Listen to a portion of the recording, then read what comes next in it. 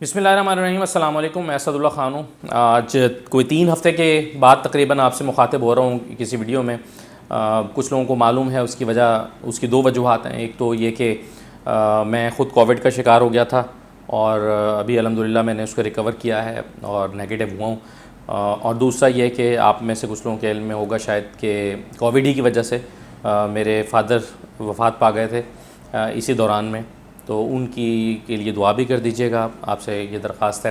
اور پیغام میرا چھوٹا سا یہ ہے کہ اپنا آپ خیال رکھیں، اپنے بزرگوں کا خیال رکھیں اور ویکسینیشن ضرور کرا لیں. اور اس کو بالکل آپ معمولی نہ سمجھیں کیونکہ یہ بہت تکلیف دہ بیماری ہے. کیونکہ میں اس میں سے گزرا ہوں اور گزرنے کے بعد میں زیادہ بہتر طریقے سے آپ کو بتا سکتا ہوں.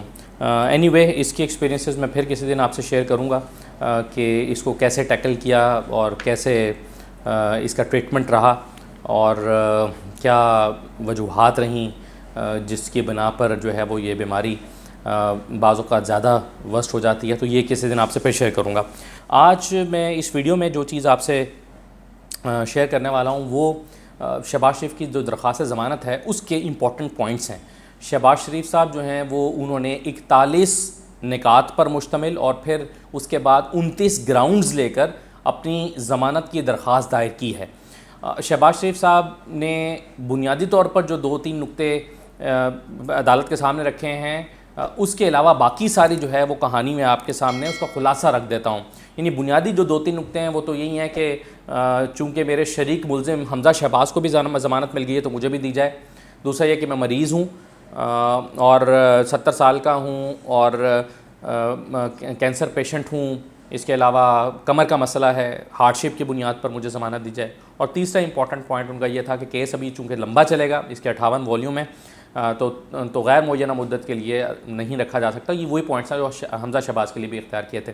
تو یہ وہ 3 میجر پوائنٹس ہیں جس کو بنیاد بنا کر درخواست ضمانت دائر کی گئی ہے. لیکن باقی 41 پوائنٹس میں کیا کہا گیا ہے اور وہ جو 29 گراؤنڈز لی گئی ہیں اس میں کیا کہا گیا ہے، تو اس کا خلاصہ یہ 23 صفحات پر مشتمل ڈاکیومنٹ ہے. میں پورا اگر آپ کے سامنے تفصیل سے رکھوں گا تو بہت لمبی ویڈیو ہو جائے گی. تو میں ہر پوائنٹ کا یا کچھ امپورٹنٹ پوائنٹس کا جو کرکس ہے 1-2 لائن میں وہ آپ کے سامنے رکھ دیتا ہوں تاکہ آپ کو اوورآل یہ پتہ چل جائے کہ شہباز شریف صاحب نے اپنی اس بیل اپلیکیشن میں لکھا کیا ہے، کہا کیا ہے عدالت کو، کس طرح سے مخاطب کیا ہے اور کیا کہانی اپنی سنائی ہے. تو ایک ایک کر کے میں پوائنٹس آپ کے سامنے رکھتا ہوں. پہلا پوائنٹ ان کا یہ ہے کہ پٹیشنر نے یہ درخواست جو ہے وہ امجد پرویز صاحب اور اعظم عزیز تارڑ صاحب کی طرف سے دائر کی گئی ہے.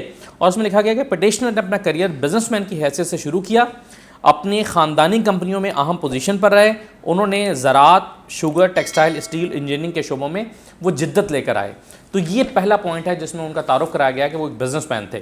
پھر انہوں نے کہا کہ اپنی محنت کے باعث وہ 1980 میں اسٹیل میلٹرز ایسوسی ایشن کے صدر رہے. 1984 میں لاہور چیمبر آف کامرس کے نائب صدر رہے اور ان کو یہ اعزاز حاصل ہے کہ 1981 میں انہوں نے جنیوا میں انٹرنیشنل لیبر کانفرنس سے خطاب بھی کر رکھا ہے.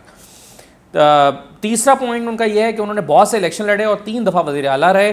انہوں نے 1988، 1990، 1993، 97، 2008، 13 اور 18 کا الیکشن لڑا اور انہوں نے وہ 2 مرتبہ 1993 سے 96 تک اور پھر اب وہ اپوزیشن لیڈر ہیں، موجودہ اپوزیشن لیڈر بھی ہیں. پوائنٹ نمبر 4 میں انہوں نے کہا کہ انہوں نے اپنی صحت کی پرواہ نہ کرتے ہوئے پاکستان کی بہت خدمت کی اور پاکستان کے اداروں کو بہت فائدہ پہنچایا. 5واں پوائنٹ یہ ہے کہ انہوں نے اپنی خدمت کے ذریعے قوم کے اربوں روپے بچائے، جس کی تھوڑی سی تفصیل بھی انہوں نے بتائی ہے لیکن خلاصہ یہی ہے. 6واں پوائنٹ یہ ہے کہ سوشل ویلفیئر کے میں آپ کو مختصراً اس لیے بتا رہا ہوں، پھر میں آپ سے کہتا ہوں کہ یہ ویڈیو لمبی نہ ہو جائے اور آپ صرف اس کا خلاصہ سمجھ لیں. 6واں پوائنٹ یہ ہے کہ سوشل ویلفیئر کے بے شمار انہوں نے پروجیکٹس کیے. غریب طلبہ کو تعلیم دینے کے پروجیکٹس اس میں سر فہرست تھے اور اس کے علاوہ ہاؤسنگ کے کچھ پروجیکٹس کا انہوں نے اس پوائنٹ میں ذکر کیا ہے. 7 نمبر جو پوائنٹ ہے اس میں انہوں نے ہاؤسنگ کی طرف زیادہ توجہ دی ہے کیونکہ آشیانہ کا ان کے اوپر کیس ہے. تو انہوں نے کہا کہ کم آمدن والے طبقوں کے لیے انہوں نے گھروں کی اسکیم لے کر آئے جس کا نام آشیانہ ہاؤسنگ اسکیم تھا. پھر آشیانہ ہاؤسنگ اسکیم کن کن شہروں میں شروع کی اس کا بتایا گیا ہے اور یہ PLDC کے ساتھ یہ جو ہے وہ اسکیم شروع کی گئی تھی اس کے بارے میں انہوں نے بتایا. پھر پوائنٹ نمبر 8، 9 اور 10 میں PPP موڈ کے بارے میں بتایا کہ پرائیویٹ پبلک پارٹنرشپ موڈ کیا تھا اور کس کانسیپٹ کے ساتھ یہ سارے پروجیکٹس کیے گئے، اس کی کنسٹرکشن یہ کیسے کام کرتا تھا، اس کے بارے میں اگلے 3 پوائنٹس میں انہوں نے 8، 9 اور 10 پوائنٹس میں یہ بتایا. پھر پوائنٹ نمبر 11 میں انہوں نے 56 کمپنیوں کی قیام کی وجہ بتائی اور یہ 56 کمپنیاں کس طرح سے قائم ہوئیں اس کے بارے میں تفصیل سے بتایا ہے.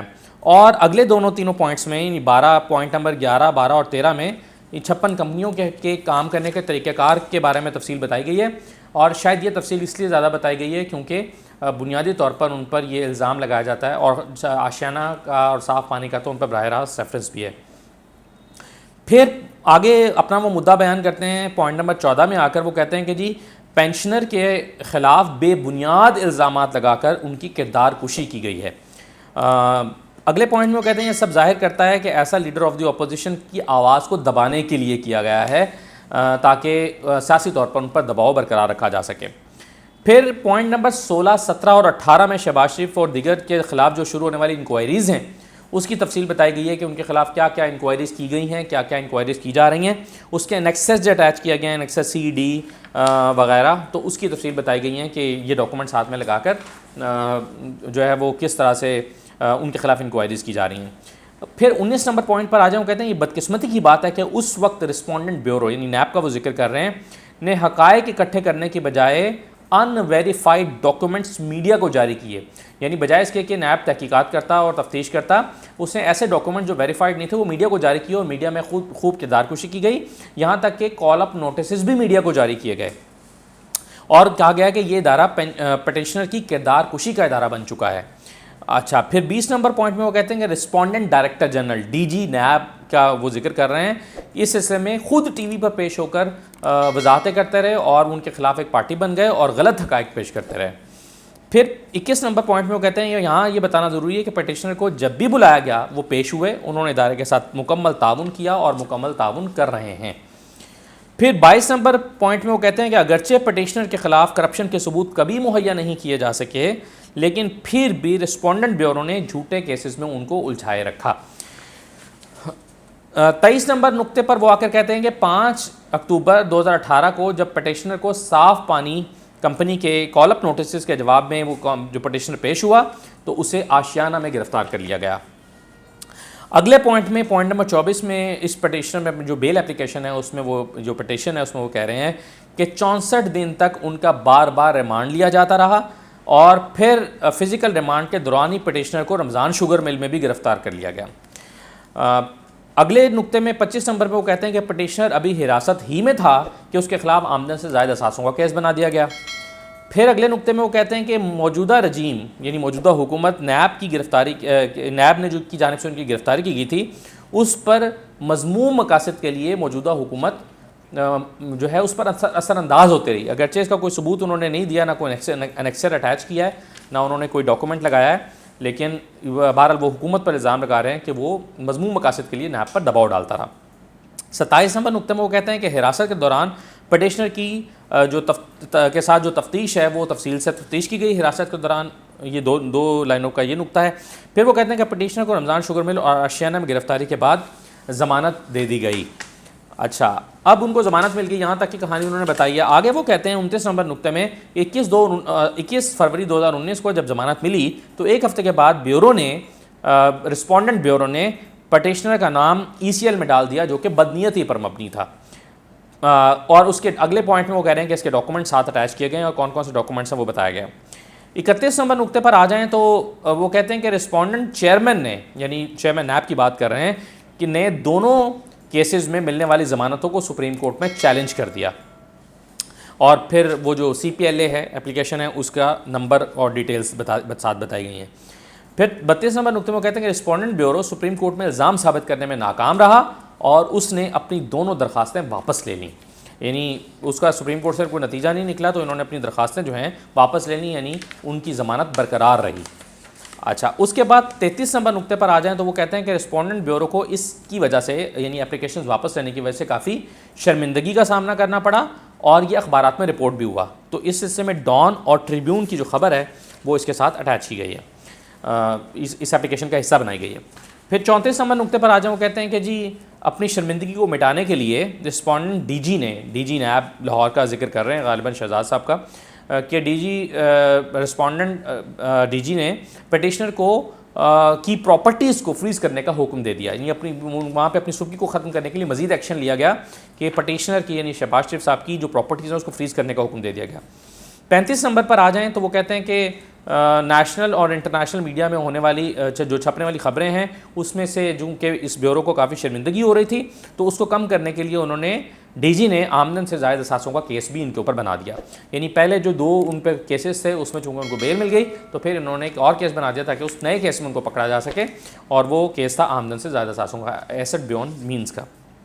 36 نمبر پر آئیں تو کہتے ہیں 8 مئی 2020 کو پٹیشنر کو اس سلسلے میں کال اپ نوٹسز جاری ہوئے، ساتھ ہی وارنٹ گرفتاری جاری ہو گئے جو کہ بدنیتی پر مبنی تھے. یعنی آپ نے کال اپ نوٹس دیا اور ساتھ ہی جو ہے وہ ان کو گرفتار کرنے کے لیے وارنٹ جاری کر دیے. حالانکہ آپ جانتے ہیں کہ اس سے پہلے ان کو بلایا گیا تھا اور شباشی صاحب پیش نہیں ہو رہے تھے تو پھر ان کو پکڑنے کے لیے پولیس بھیجی گئی تھی.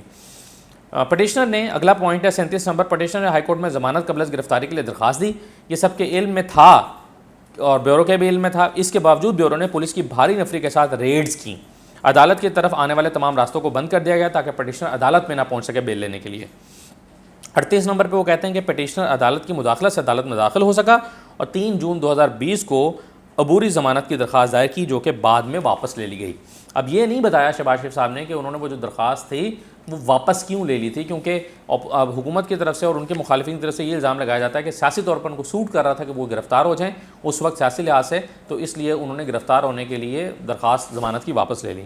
پھر 39 نمبر نقطے پہ وہ کہتے ہیں کہ اسی دن پٹیشنر نے خود کو حوالے کر دیا، ان کا یعنی حراست میں خود کو دے دیا، گرفتاری دے دی.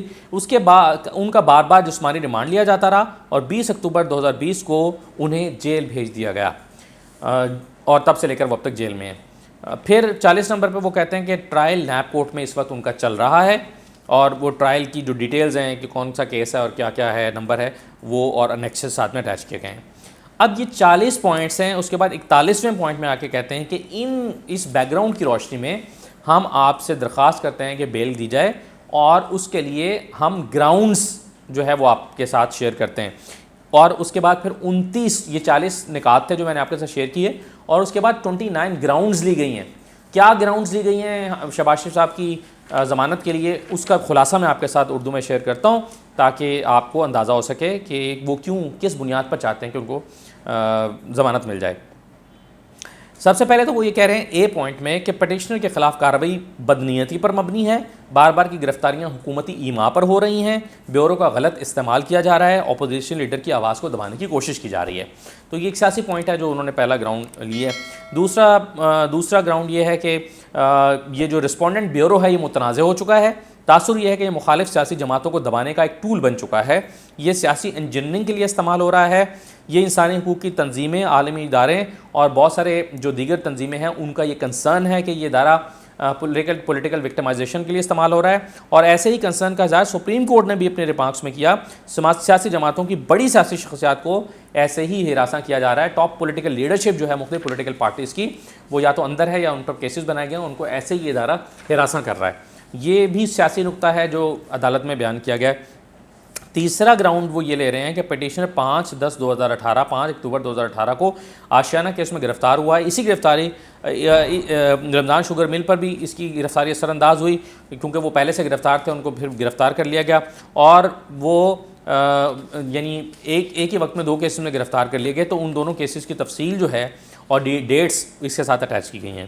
پھر وہ کہتے ہیں کہ respondent bureau corrupt practices, kickbacks, commission یا اختیارات کا غلط استعمال کا کوئی بھی ثبوت ابھی تک مہیا نہیں کر سکا. وہ مہیا کرنے میں بری طرح سے ناکام رہا ہے. Miserably failed to collect iota of evidence, یہ انہوں نے لکھا ہوا ہے اس میں. پھر ای پوائنٹ جو اس کا وہ کہتے ہیں کہ پٹیشنر نے اپنے ذرائع آمدن ڈکلیئر کیے ہیں، اپنے اثاثے اور لائبلٹیز، ملکی اور غیر ملکی جائیدادوں کی سب تفصیل دے دی ہے. آمدن سے زائد اثاثوں کا الزام جھوٹ پر مبنی ہے. اچھا آپ کو میں یہ بتا دوں کہ ہارڈ شپ کی بنیاد پر یہ اپلیکیشن دائر کی گئی لیکن ابھی تک ہارڈ شپ کا کہیں پر ذکر نہیں آیا. ہارڈ شپ کا ذکر صرف 2 پوائنٹس میں آئے گا آخر میں جا کر.